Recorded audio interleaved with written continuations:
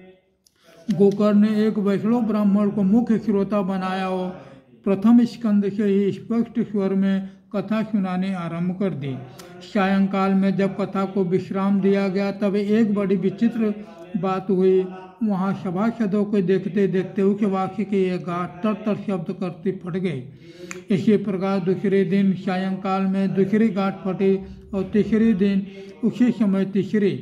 इस प्रकार 7 दिनों में 7 गाठों को फोड़कर धुंधकारी 12 स्कंदों के सुनने से पवित्र होकर प्रेत योनि से मुक्त हो गया और दिव्य रूप धारण करके सबके सामने प्रकट हुआ। उसका मेघ के समान श्याम शरीर पीताम्बर और तुलसी की मालाओं से सुशोभित तथा सिर पर मनोहर मुकुट और कानों में कमनीय कुंडल झिलमिला रहे थे।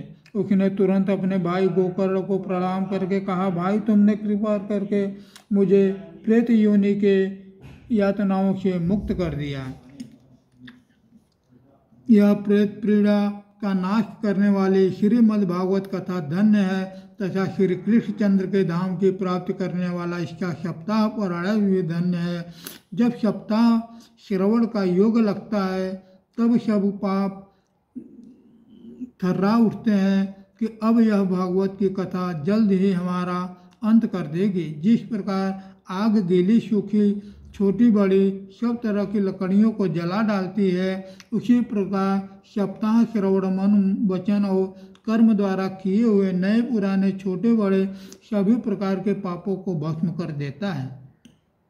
विद्वानों ने देवताओं की सभा में कहा कि जो लोग इस भागवत कथा का भारतवर्ष में श्रवण नहीं करते उनका जन्म वृथा ही है। भला मोह पूर्वक लालन पालन करके यदि इस अनित्य शरीर को हृष्ट पुष्ट और बलवान भी बना लिया जाए तो भी श्रीमद् भागवत की कथा सुने बिना इससे क्या लाभ हुआ। अस्थियां ही इस शरीर के आधार स्तंभ हैं। नख नाड़ी रूप रस्सियों से यह बंधा हुआ है।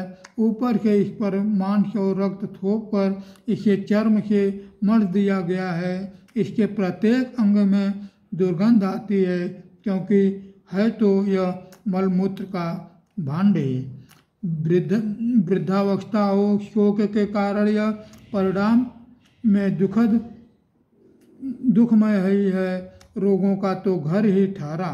यह निरंतर किसी न किसी कामना से पीड़ित रहता है, कभी इसकी तृप्त नहीं होती। इसे धारण किए रहना भी एक भार ही है। इसके रोम रोम में दोष भरे हुए हैं और नष्ट होने में इसे एक क्षण भी नहीं लगता। अंत में यदि इसे गाड़ दिया जाता है तो इसके कीड़े बन जाते हैं। कोई पशु खा जाता है तो यह विष्ठा हो जाता है और अग्नि में जला दिया जाता है तो भस्म की ढेरी हो जाती है। ये 3 ही इसकी गलतियां बताई गई हैं। ऐसे स्थिर शरीर से मनुष्य अविनाशी फल देने वाला काम क्यों नहीं बना लेता।